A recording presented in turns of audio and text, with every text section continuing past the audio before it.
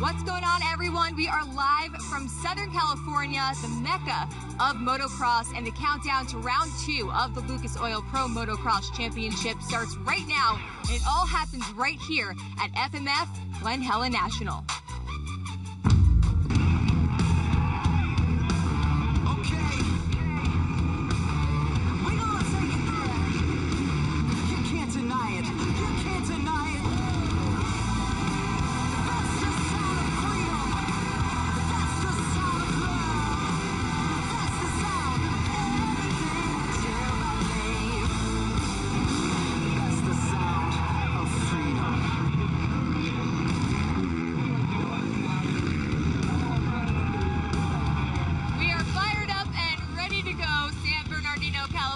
Is where it's at.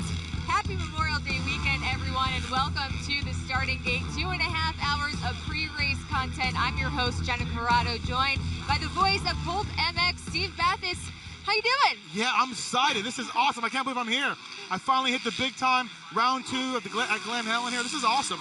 An incredible race and really one of the toughest tracks on the circuit. So we're going to have some really good practice sessions coming up with motos. I'm pumped. I'm stoked. Steve, the big question now is how much pulp are you going to bring to the show today? Well, I was told by people in charge to bring 75%, but I'm going to amp it up higher. You and have we'll to. See. Yeah, I'm going to try. Just go all out, and I'll tell you to dial it back. Okay. If we have to. Let me know if I go too far. All right. But, well, here's the schedule for today. We have Moto 1 at 4 p.m. Eastern Standard Time, Moto 2 at 6 p.m. Eastern Standard Time, and the 250, the second time practice, is about to begin. So we're going to send it back to the guys calling all the action, Jason Wygant and Grant Langston. Well, Matthes hasn't been fired yet. He's made it about 45 seconds into his career here on the starting gate, and they wheeled him out in the Hannibal Lecter mask. They've got him, got an ankle collar on him. So far, so good. Yes, Jason Wygant and Grant Langston here. We're going to call practice. Georgia Lindsay, of course, will always be helping us. Trackside, as we watch some 250 practice, been churning away a few laps. Don't adjust your set. That is a black background on Jeremy Martin's number plate. No longer the points leader. Looks weird, yeah. Yeah, I actually forgot what it looks like.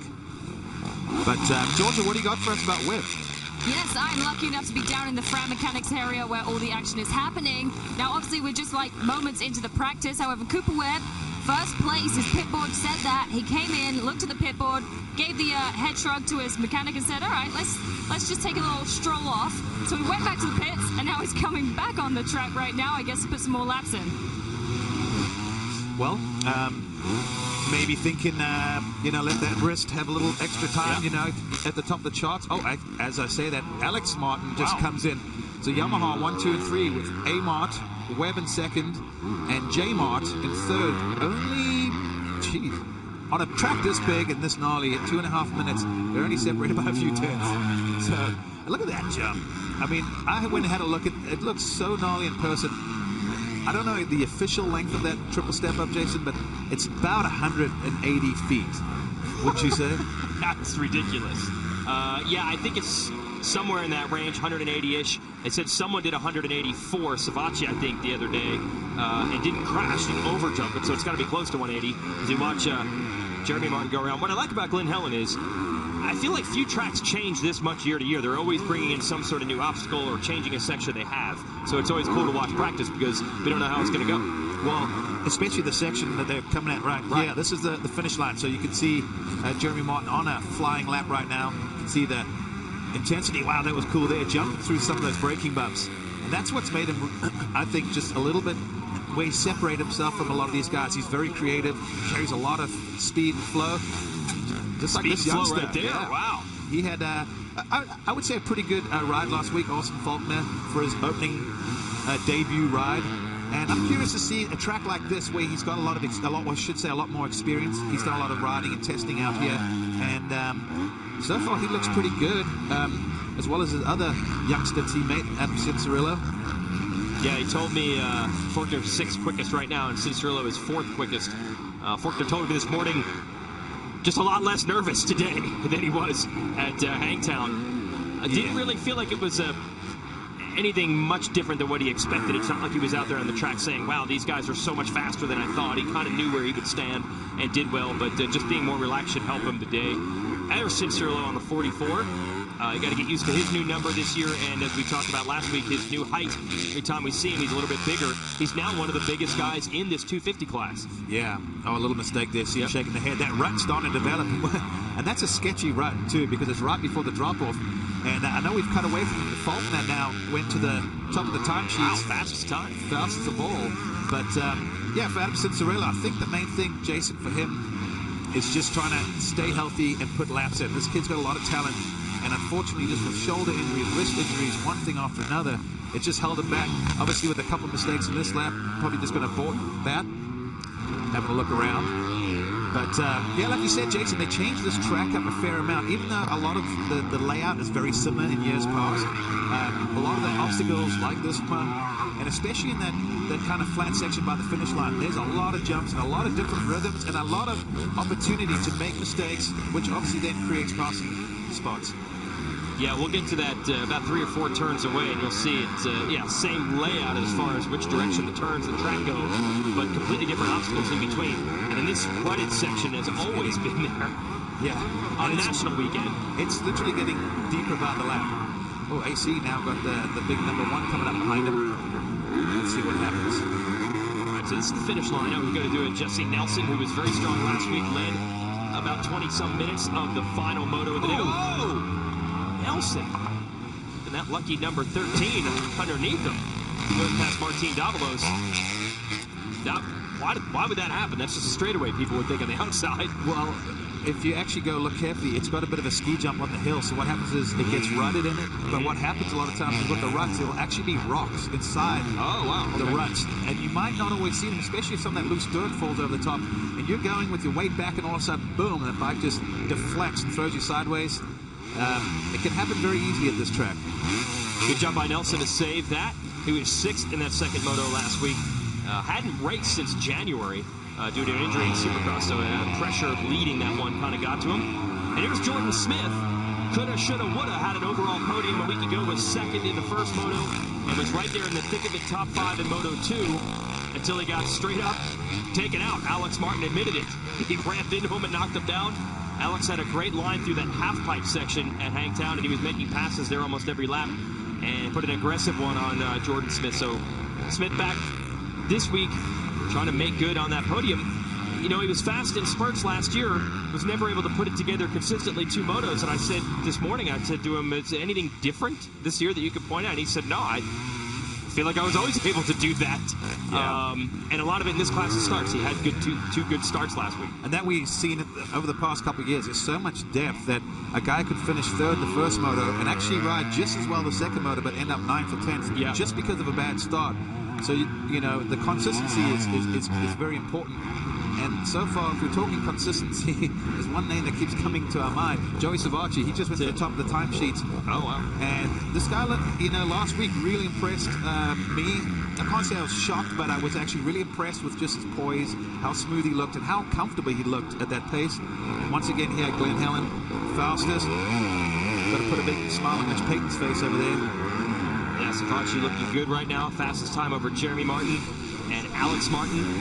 Fortner pushed back to 4th quickest, and Webb, Cincerillo, Nelson 7th fastest, then Osborne, Craig, and Aaron Plessinger round out the top 10 quickest riders. There's Alex Martin, who was just a scintillating ride coming through traffic in that second moto, and nearly caught Savacci right there at the end, made a run for the moto win. Also still waiting for Alex to kind of have that breakthrough weekend. You know, we've seen him have a good ride in the mud last year at Budge Creek and show potential here and there, but I feel like he's knocking on the door for putting it all together here pretty soon. Yeah, I asked him this morning, I said, is this for real? Like, are we going to see this every week? And he says, I hope so. He said he's feeling good. He doesn't think it was just a one-off, you know, special performance in that moto. And he thinks he could do it again, just like this rider would like to. We're talking about Savacci with the fastest time. Not only the red plate as the series points leader, but a giant points lead. 15-point lead after one race because of the inconsistency of everyone else.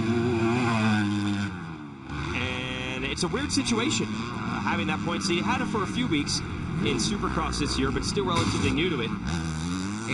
Any time you can leave a race with more than a double-digit points advantage, that's huge. it's not that often that you see someone go 1-1 and so much inconsistency behind. Yeah. But, you know, second place was on 35 points. That is big.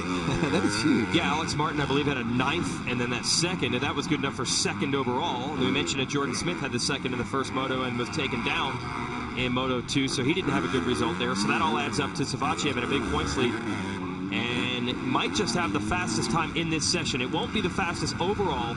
Cooper Webb had a 2:27 when the track was a little bit smoother earlier. Savatgy realized he took the checkered flag here. He's still motoing down before we head to the exit. Maybe just wants to make sure he nails this section one more time, because this section's getting technical. Yeah. See, he's like, There he slows down. All right. Colt Nichols there. So Savatgy, last lap, Forkner takes it away with a 2:28. So that will make Forkner the fastest in this final practice, but not fastest overall. Here are the point standings we were talking about. I don't remember in this class ever seeing someone walk away with a 15-point lead after just one race. We did some research, our research department, very deep. A lot of people in that department in the 450 class that happened in 1999.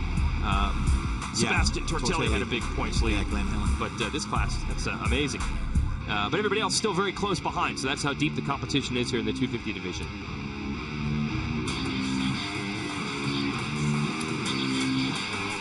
It's a parade of Yamahas behind him. A Martin Webb, Martin, and Plessinger. Those are all teammates. So that's our 250 division. Congrats to Austin Forkner. Fastest time there. Let's send it back to Jenna and Steve. Well, thanks, guys. Yeah, we were just right here watching everything go down. Steve, what were your initial impressions of the 250 practice? Well, Jenna, some surprises right off the bat. Generally speaking, Glen Helen is pretty soaked in, pretty wet, and the second practice sessions are where the fast times come from. We've seen it over the years. It's one of the rare tracks where second practice is faster. So that's what I expected to see today here. But, shocking, the first session times are going to hold up. So Cooper Webb's going to have the pole with his first practice session. I'm surprised by that. I'm surprised the first practice, generally speaking, was a lot faster. Now, the second surprise, Austin Forkner, fastest in that last practice, the rookie kid from Monster Energy Pro Circuit. So he was second in the first session. Now he was fastest in this session. I'm really surprised. He's not a SoCal kid. He doesn't have to spend a lot of time with this track. We know it's local. We know some of that. The locals have advantages here. Forkner, though, wow, that's a real surprise. I'm surprised. And Jeremy Martin, Alex Martin, some good solid times. The brothers, we knew they were going to be good. Alex, Jeremy, the defending champion. Alex got second here last year in a moto, so we knew they would be good. But Forkner and the fact that Cooper Webb's the fastest in the first session were, to me, the surprises. Well, we have about 8 minutes to go until the 450 second time practice. And Steve, this isn't your first rodeo. So for anyone that's new to the motocross scene, break down the format here. What is the outdoor circuit? Well, the outdoor circuit, first of all, is awesome. That's the format. It's awesome. But no, for reals, for as far as scoring goes, 2 motos in each class, 30 minutes plus 2 laps. So you're going to go 30 minutes plus 2, take about an hour break, and you'll be back out there. 250s start first, then 450s, 30 minutes plus 2. There's scoring involved, so 25 points for second, 25 for first, 22 for second, 20 for third, and so on and so on. It starts going down by 1 point at 5th place and back. They take your combined scores from the 2 motos and give you an overall result on the day. If 2 riders are tied, the second moto finish, whoever finished higher in the second moto is who gets the tie break. And that's how it goes for today. All right, you got all that? Well, you guys see us here at trackside for the next 2.5 hours. Show us how you're watching everything go down via social media using hashtags This Is Moto, hashtag Glen Helen MX, hashtag Pro Motocross, hashtag Pulp Nation. Is that all right? Yeah, or because this is NBC Sports and I feel like this is my big break, maybe hashtag Send Steve to Rio. Send Steve to Rio. Hashtag that also, yeah. All right, well, we have a course preview coming up right now. Steve, take us through it. You know what? Glen Helen is amazing. There's no other track on a circuit like this. It's phenomenal for many reasons. It's not everybody's favorite, Jenna, though. Some guys aren't that pumped on this place. It's unique for a few different reasons, and one of the reasons is the start straight. It's massively long. It's got a Talladega bank first turn. The guys are really hauling butt up that straightaway, and there's a big triple step up in the way. Mount St. Helen in the middle of the track is a huge obstacle for these guys. And truthfully, like I said, there's no other track like it. It is unique. It's its own animal. Some riders like it. Some riders do not. All right. Steve, talk us through the course. We have the animation right here presented by Kawasaki. And the green arrow will kick us off here, like I said, down the start straight. No other track like this on the circuit. It's phenomenally fast. And the good thing about this, Jenna, you can start almost anywhere on this track and have a good start. So you're coming up the green arrow. This is the Talladega bank turn.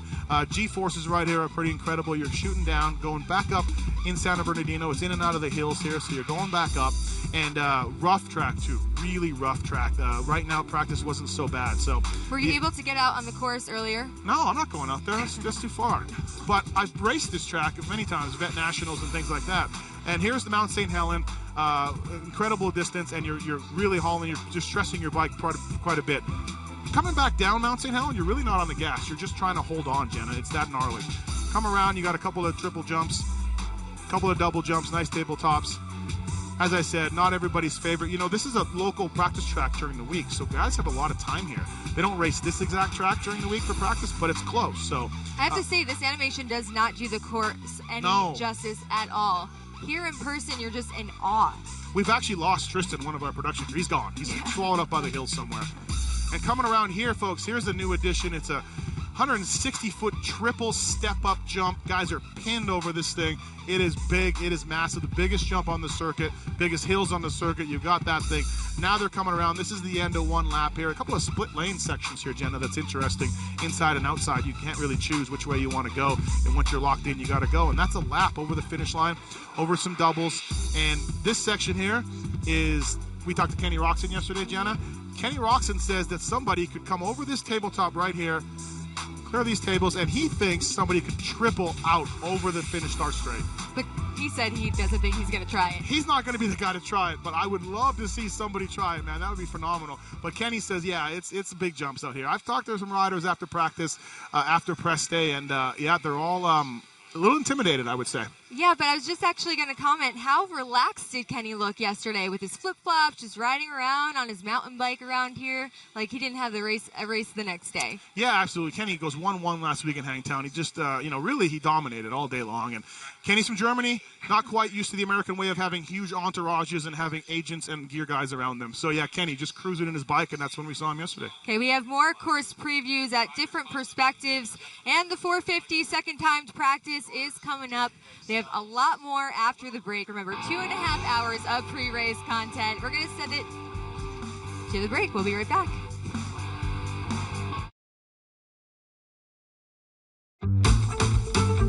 Welcome back to the FMF Glen Helen National. Jenna Corrado and Steve Matthes here. Actually, I'm told that I'm sitting next to the next Bob Costas. Is that true? Yeah, I think so. I'm really hoping NBC Sports, someone in authority can see this, realize I'm a natural, get me away from the internet radio shows and put me on TV. Send me to Rio, send me to Super Bowls. I want to be what you do. I want to, I think I can do it. I'm good. All right, let's talk more Glen Helen right now. What are your most favorite memories at this track? My memories are like memories people would remember, because one of my memories, I was a mechanic for a long time, Jenna.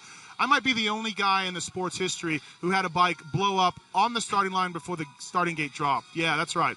2001, I was a mechanic for Kelly Smith, and the board went sideways. He revved the bike up, and poof, the thing blew up on the line. I've never seen that before. Sorry, I shouldn't be laughing. I've never seen it since. It wasn't my fault. It was anything I did, but ultimately I was a mechanic. It's all my fault. But yeah, that's my memory. It's great. Awesome. I think the oil stain is still over there from when the motor exploded. Well, speaking of the starting gate, we're going to send this off to our third member of the crew, Tristan Merrick, who took a closer look at the start. We found him. At least we found him. He took a closer look at the starting gate. Thanks, guys. Well, every track's got it. The start stretch, the doghouse, and the starting gate. And as you can see right here, 20 to the left, 20 to the right, along with the doghouse, which drops the gates when it's time for racing. A big long start stretch here into the massive right-hander with the infamous Glen Helen side up on the side of the hill there. Dirt, freshly tilled up, with lots of moisture right now.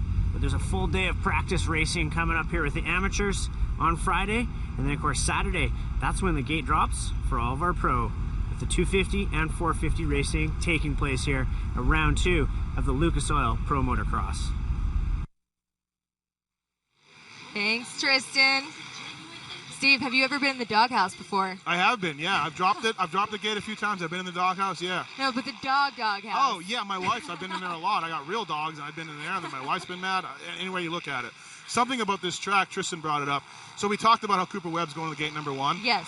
Great track for about 10, 15 gates. It's not that essential to have a good gate pick here. You can pull a whole shot from anywhere. And that's not the same with every track, but here at Glen Helen it is. All right, well, let's talk a little bit about the weather. Things are heating up. When we first got here, there was smog.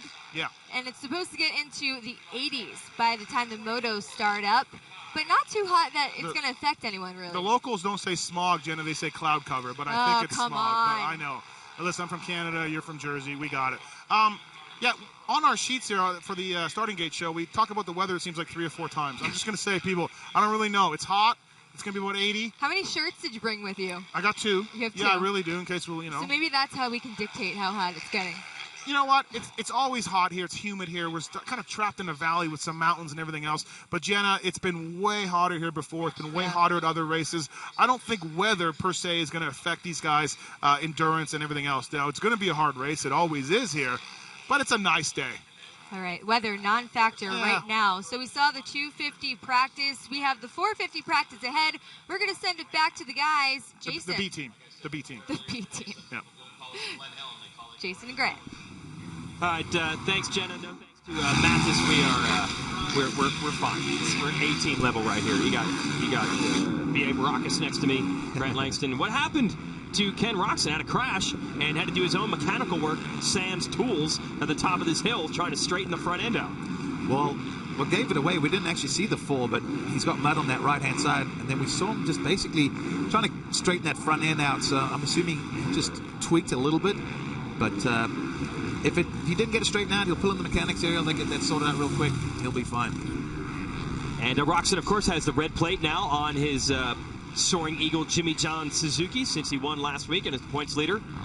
Been a while since he's seen the red 94. He did have the red #1 last year at Hangtown, then lost points lead, wasn't able to get it back. It was a red 94 2 years ago when he won the championship, but back then it was a Red Bull KTM that he was riding. And some huge changes that this team has made to this motorcycle, the Suzuki that he rode from last year to this year. And obviously those changes paid off with a great ride a week ago. But what do you think? Can we look at Hangtown and can that point us in the right direction as what we're going to expect today, or is this a totally different track and totally different things could happen? You know, it's a totally different track as we're watching Eli Tomac actually chasing Ryan Dungey. Tomac ended up putting in the fastest lap in the first practice. See how much water they're having to throw down between these practice sessions, keeping that moisture in the ground. But with these guys, Jason, I think you know kind of what to expect. It's not like Ken Roxon had a fluke last week. You know, I expect him to be strong today as well, just like these 2 guys in our shot. I think we can say they are undeniably the fastest 3 guys in motocross at the moment, especially in 450s. And so I think it's going to be interesting. I hope, from our standpoint, if they all get a decent start and they're together, I think it's going to be awesome racing because I don't know who's going to win. Tomac dominated here last year. Yeah. Dungey's won here before. Roxon just coming off a convincing win up in Hangtown. Yeah, it's disrespectful to any of the 3 to just say that one guy is definitely going to go in there and win. I mean, you've got championship credentials with all 3 of these riders. And you mentioned Tomac, the damage he did at this track last year. He's actually closing a bit on Dungey. Getting through those ruts better than Dungey at the moment. And Tomac was fastest in the first session with a 2:24 and about a half second quicker than everybody else. So he was on the gas. See him jumping through the braking bumps already. This track's going to become very technical like that. How efficient you can be. There's a lot of places to make mistakes, and there's a lot of places to gain or lose ground, especially with mistakes. Like here, we've seen a lot of mistakes already, especially from the 250 guys a little earlier.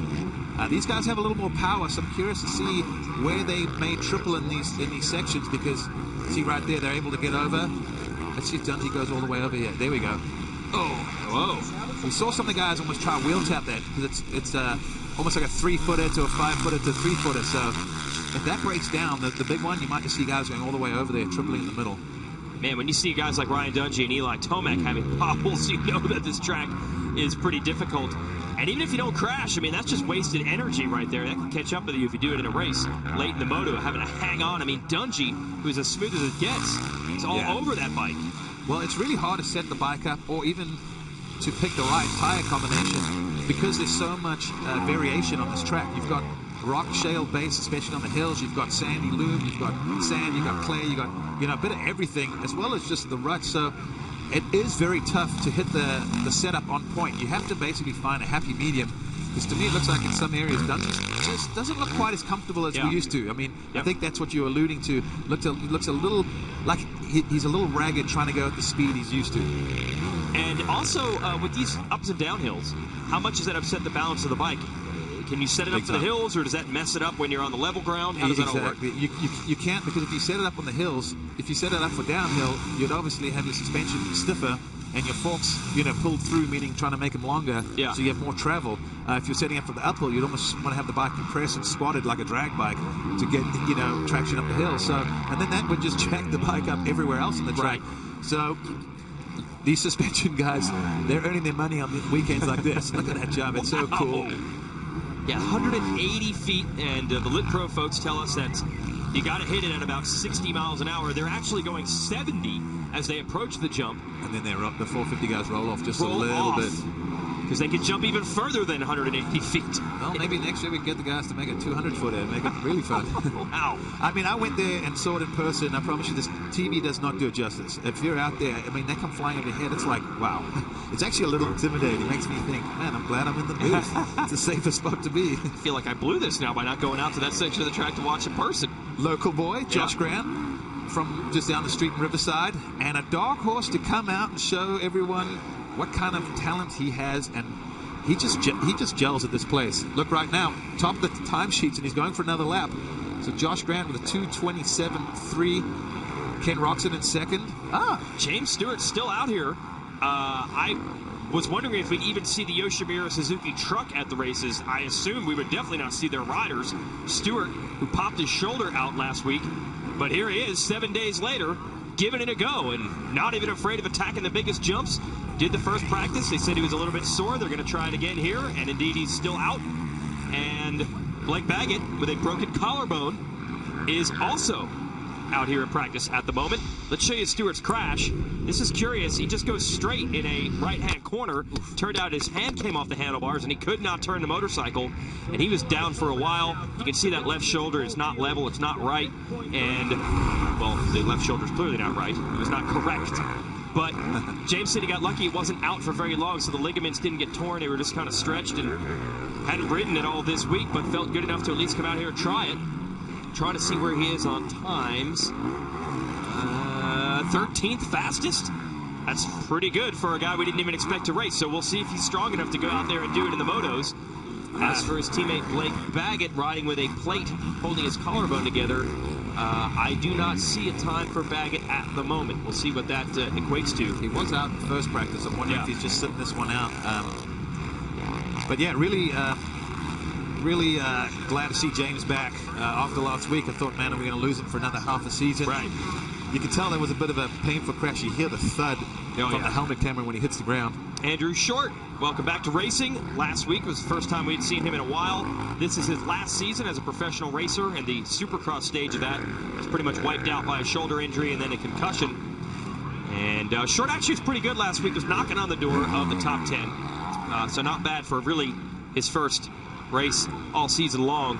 He's had a few spots of performance in Supercross. Here's Marvin Muscan. Taking his hand off. This is Muscan's rookie season on a 450.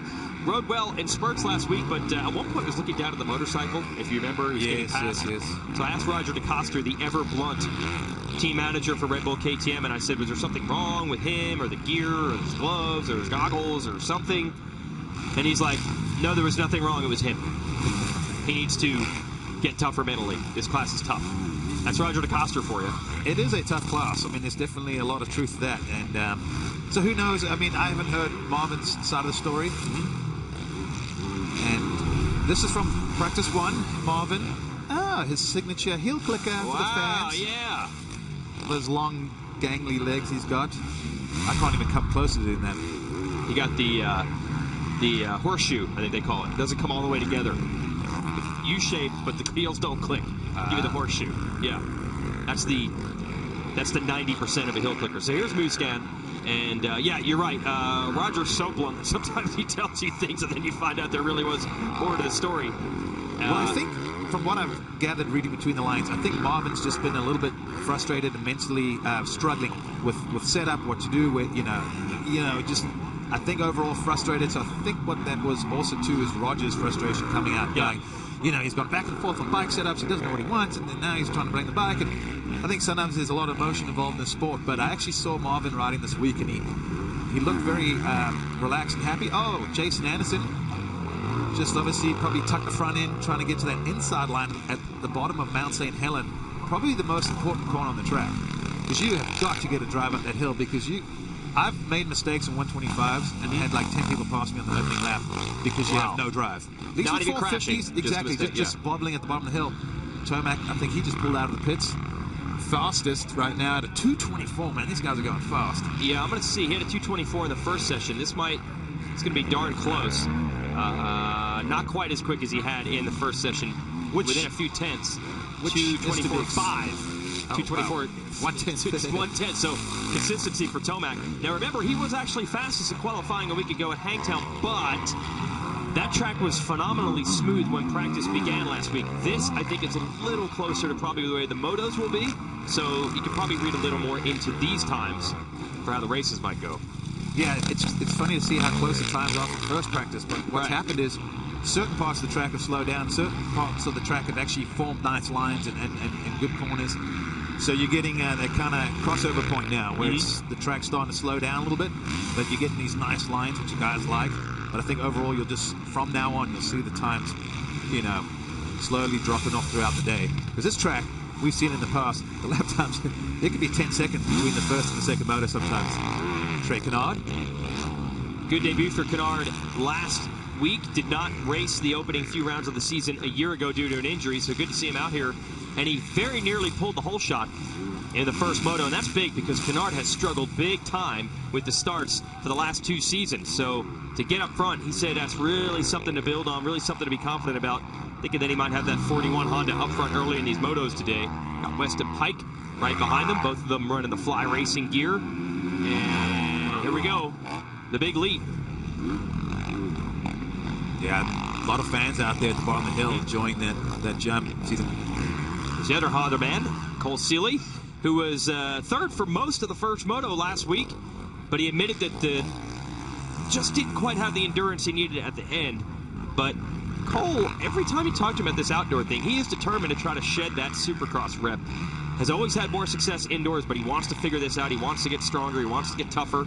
And we have seen some riders make those advancements as their career have gone on and go to a more well-rounded guys on these rough outdoor tracks. So we'll see if Cole can pull that off. If you want to win at a place like this, you have to get away from that trying to be smooth and precise Supercross technique. You've got to hang it out.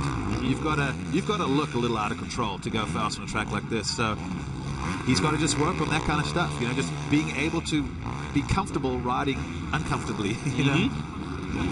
Comfortable being uncomfortable. Seeley and Kennard. Seeley's 8th quickest, Kennard's 7th. Muscan just ahead of them in 6th. Brock Tickle, also on a Soaring Eagle, Jimmy John Suzuki. And Tickle you can almost ink in, not pencil in, ink him into a spot probably around 5th to 10th. 5th to 10th, yeah, every week, 6th, 7th, 8th, something like that. But last week, had some bad starts and crashes, was barely able to get into the points in the top 20. So not what we're used to seeing from him. So we'll see if the rider can, on the number 20 here, can bounce back. He did have a wrist injury in Supercross, but he didn't use that as an excuse. Says that's fine. Just says he needs to work on himself, get a little better than he was last week. We'll see if he can do it. Wow. Look at that time from Tomac. 24.6. Yeah, he is almost 2 seconds quicker than Dungey with a 2:26.4. Wow. Yeah, so, and then Rock's at 2:26.7, so it's a pretty big gap. So Tomac kind of maybe finding that groove that he showed at the beginning of last season before getting injured. Well, both you and I theorized the way Hangtown was prepped up last week as we watched Weston Pike on the Auto Trader Monster JGR Yamaha. Last week's track at Hangtown was not as rough as most of these tracks get. It was not as rough as Hangtown normally is. And both you and I are wondering if that maybe held Tomac back a bit. This will definitely be rough enough today. Yeah, I think so. I think Tomac excels when the tracks get really nasty and beat up. So, you know, last week was a throttle control type track, which is Ken Roxon's forte. And this week, not so much the same. I mean, I still think those 3 guys are probably your podium, but I think today, someone like Tomac, this could get his outdoor kind of back on track. You know, last year he dominated 5 motos, had a terrible crash, double shoulder surgery, out for a long time, new team, and he just hasn't quite seen the same since coming back. Yeah. You know, but I always say momentum's a great thing. It just takes one win to leave here today and go, I'm back. You know, to think mentally when he leaves. So it wouldn't surprise me. How about that from Pike? Nice corner speed. Yeah. Nice line. That's good. Very creative. Yeah, I haven't seen many guys go outside like he did there. Pike is also a local native, Southern California guy, so he knows this track very well. And he needs maybe at a different level than Tomac. I don't know if he's looking to go 1-1 today, but he needs to get something going as well. It has been a struggle this year for him. But I like what you said. Momentum. It's just one race is all you need. Yep. Big no. So maybe today is the day Pike gets this 2016 season on track. He's been okay in Supercross, and last week was looking at a top 10 in the first moto before he had a big crash. Took the proverbial wind out of his sails for the rest of the day. So we'll see if Pike from Wildemar, California can bounce back today. And Tom White actually handling the interviews here. Good to see Tom. Always a great guy at the races. He's talking to our fast qualifier, Eli Tomac. Congratulations. Last year, of course, you won the National here convincingly. Looks like you're off to a great start. Yeah, it's a good start to the day. I'm really feeling it right now. The track's in great shape. You know, they got some good water on it. It's nice and deep, and I'm loving it right now. I know you love a rough track, and I can imagine that it's a little bit rougher this second time around. All the times have dropped.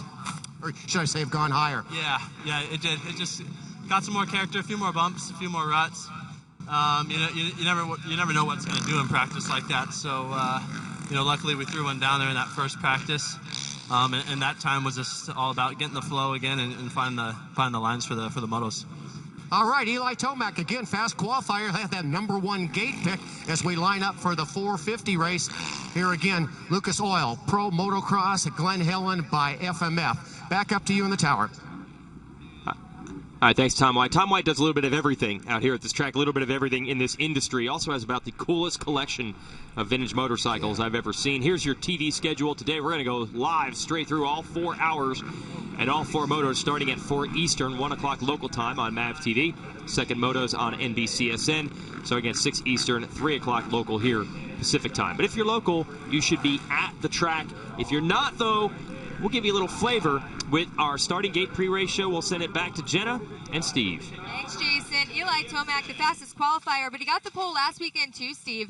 So can this be the weekend he returns to his best form? Well, that's exactly it, Jenna. He got the pole last week. We thought he would be pretty good. And he got third overall, but he was perhaps the most unhappy third overall I've ever seen in my life. He went 4-4. He knows he can be better. So, smash cut to this week. Him having the pole, I'm like, kind of, okay, whatever. We know you can do that, Eli. What can you do for Roxon and Dungey? But, Jenna, here's the wild card.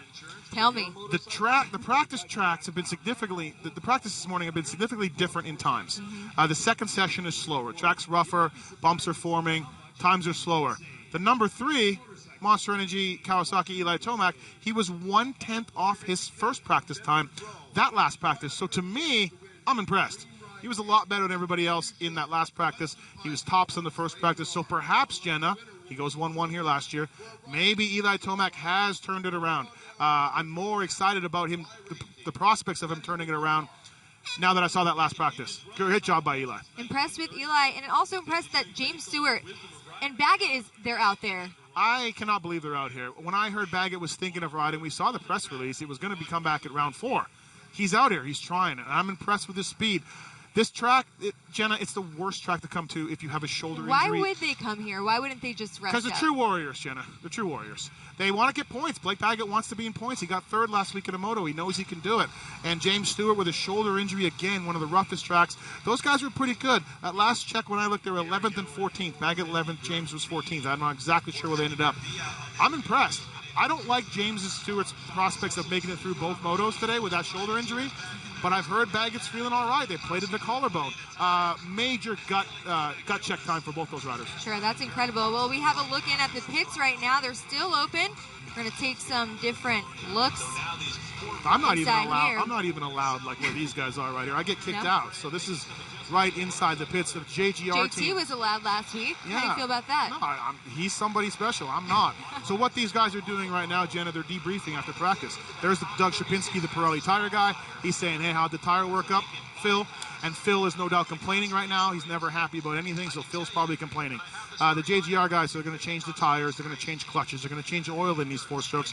There's Justin Barsha. He's debriefing with his camp as far as what goes on in after practice and everything else. Suspension guy Johnny Oler there on the left, and Barsha's basically they're talking about what happened in practice and how the bike can be better, how things can work. So behind the access scenes here, I'm pretty impressed. I'm not sure what Johnny and Justin could be talking about suspension, or really anything goes with those two guys. Data being logged from the motorcycles, top speed, suspension, throttle positioning, opening. I spoke to a guy on one of the top teams after practice number 1. I don't want to give them away, but they rhyme with Schmauer Schmacky, and they were telling me